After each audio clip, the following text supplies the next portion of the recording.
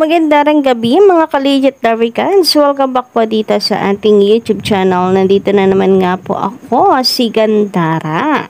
Ang ka-legit Darwicans po ninyo na maghahatid ng mga latest update and fresh happening single po sa TVJ and the legit Darwicans. At syempre, una po sa ating listahan ng pag-uusapan ang patungkol po sa live streaming ng TVJ kanina or ng EAT kanina po sa Facebook ay sa YouTube guys, na kung saan ay napakataas na naman po ng ating live viewers. So bukas inaasahan po natin na mas mataas pa po yan, but ganun pa man, still na nilangaw number 1 at nilalangaw po ang Itbulaga tape na live kanina. So bukod din dito atin din pag-uusapan ang patungkol po sa pinagbabawal na technique, technique po na gagamitin ng kalaban para lamang po matalo at mataob ang TVJ. So, alam niyo na, ganyan naman talaga kapag laging talo, gagawa ng paraan para naman sila po ang maging bida naman na ka-OG, kasi siguro nauumay na rin po sila mapakinggan na sila po ay tinatalo po ng TVJ. Isang malaking katotohanan naman yun. Ewan ko ba, siguro kasi nga isang malaking sampal din yung katotohanan po na yun. But before that, nais ko po munang mag-thank you sa mga nandito ngayon. Ayan, sino-sino po ba mga nandito ngayon na nakikinig sa ating YouTube channel? Thank you so much sa pagparito guys. Salamat sa pakikinig at pagtambay dito sa ating munting YouTube channel. And if you haven't subscribed yet dito sa ating YouTube channel, just click the subscribe button and notification bell para maging updated and ma-notify kayo sa mga susunod po nating reaction na video, single sa TVJ, and time shows, latest happenings. Samantala, shoutout naman tayo ka-OG, no? Shoutout po muna natin ang ating masusugid na taga-subaybay. So, narito po ang ilan sa mga napili natin for tonight's video. Shoutout nga po dito kina Sir Rolando Laurente. Ayan, magandang gabi. Emerson Casinio, magandang gabi. Ex Cortez, magandang gabi. And Sir Joey Boy Stevens. Ayan, parating present sa atin pong klase. Charias. Anyway, magandang gabi po sa inyong lahat. Pati na rin po dito kina Marvin B. Martinez, Sir Roy Mesiano Mogol, and Richie Tabaco. Ayan, ilan lamang po yan, no? Hindi na po natin malahat-lahat kasi ultimo ako talaga nahahabaan na rin sa ating intro. So, ito na nga, simulan na po natin ang ating pong balitaan mga ka-OG ngayong gabi. And syempre, unahin po natin pag-usapan itong good news. Well, parehas naman po itong good news ka-OG. Pero eto na nga, pampa-good vibes po sa lahat. So, wagi na naman po tayo mga ka-OG at mataas na naman po ang ating live viewers compare po sa kabila na talagang kalaban pong personal ng TVJ. Charis.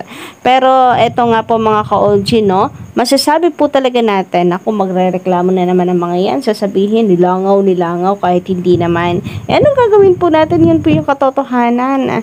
Yun po yung nakikita po natin. May ebidensya naman ka-OG na nilalangaw talaga yung live nila. Pero ayaw nilang tanggapin. Bakit kaya? Bulag po ba sila? Ano yung 14,000? Tingin nila doon, 114,000? O kaya 104,000? Mga pinapasinungalingan ka-OG. Sasabihin pa na fake news raw na nilalangaw ang Itbulaga tape. Wala naman po silang maipakita rin na pruweba na hindi nilalangaw ang kanilang live sa YouTube. Pati na rin sa Facebook. And eto na nga, as usual, ka-OG, kapag sinerge nyo ang Itbulaga live, nangunguna ang TVJ, and then sunod po itong Itbulaga pa ng Tape Inc. Grabe nga yun, unang-unang nire-recommenda ng YouTube algorithm ang TVJ. So makikita nga po natin dito na after po ng kanilang live, 54 minutes ago, ayan, naka 132,000 views po ang TVJ, kaya naman congratulations. Samantalang ang Itbulaga tape po ay meron lamang 11K. So mataas pa nga. Yung binigay natin na example kanina na 14K kasi naka 11K lamang po sila. O di ba paano hindi po natin sasabihin na nilangaw yung kanilang live sa YouTube kung ganito naman ang agwat 132K versus 11K. Mataas pa yung binigay ko example na 14K kanina. Samantala ngayon naman, pag-usapan natin ka-OG ang tungkol dito sa mga magaganap bukas. Well, kanina pa naman po natin pinag-uusapan ito, no? Yung tungkol po sa Halloween party nila.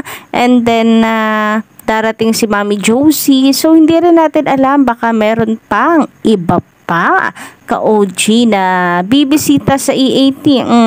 Alam nyo na, mahilig mambulaga ang TVJ. Kaya talagang bagay na bagay sa kanila ang Itbulaga. Kasi ang galing sa surprises ng TVJ. Tayo binubulaga na lamang po talaga, no?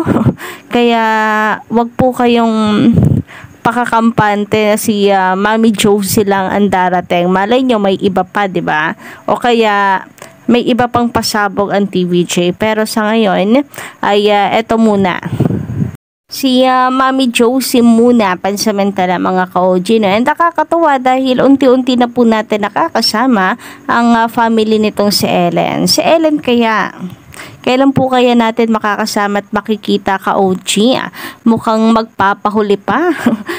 Itong si Ellen talaga no? Pero dahil nga ka-OG, mukhang yayanagin na naman ng TVJ ang buong bansa bukas, narito. At inaasahan na tayo ay magte-trending na naman ka-OG, ang Digital Records magte-trending at magiging mataas na naman po ang atin pong TV ratings at papakainin ng alikabok ang kalabang noontime shows. Pero para lamang daw po matalo ang TVJ ay gagamit ng technique, malupit na technique ang kalaban para lamang po matalo sa TV ratings ang TVJ. At yun nga po ay tungkol dito sa Kantar ka-OG. Baka daw mamaya maglabas po sila at gamitin na naman nila ang Kantar para lang talunan ang TVJ.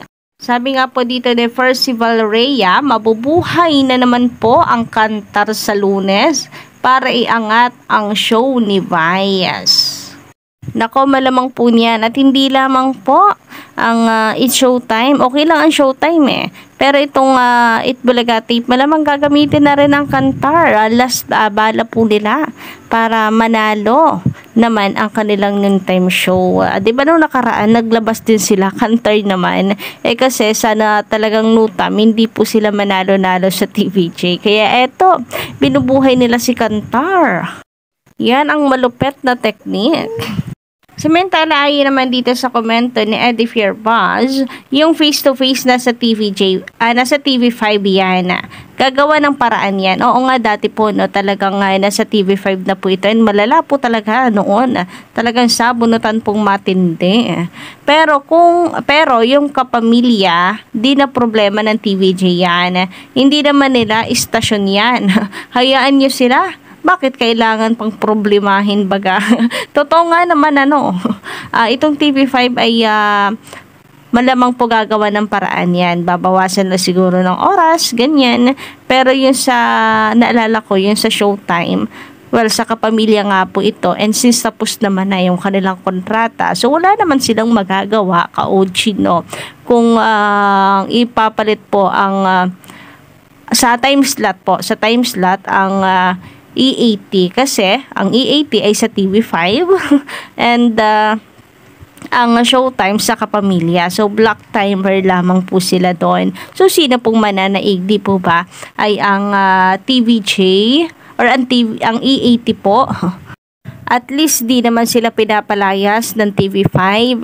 Sadyang ayaw lang po talaga nilang lumipat ng oras. Kaya ayun, no choice sila. Kundi ang lumipat at lumipad na lamang po sa ibang istasyon para ipagpilitan na sila po ay bagay sa noontime dahil noontime po sila. Samantala, ayon naman dito kay Manuel Ponce, maganda ring gabi. Dapat ang gawin ng MVP palakasin at lawakan pa yung sakop ng signal ng TV5 at pagkatapos palakihin pa o ilipat sa mas malaking studio ang EAT para mas marami makapanood sa TV at mas marami makapunta sa EAT studio. I'm sure mas lalakas palalo ang TV5 ng EAT ng TVJ at iba pang programa sa TV5. So, sana nga yung sa studio guys. Marami na rin nag-aabang pero malay nyo naman may binabalak si MVP. So, hintay na lang po tayo na Bulaga and then muli tayo ng TVJ and malay nyo nag-ano lang to ng perfect time. Yung tipong like Pasko, ganun, para masaya ang Pasko po nating lahat. But anyway, ayun nga, sa signal kahit po papaano na babalitaan naman po natin na unti-unting pinapalakas ito ni MVP. Di po ba't parang nakadalawang palitan na ata ako na mas pinalawak po nila ang kanila pong signal. So, maraming salamat po doon. Slowly but surely naman ka-OG.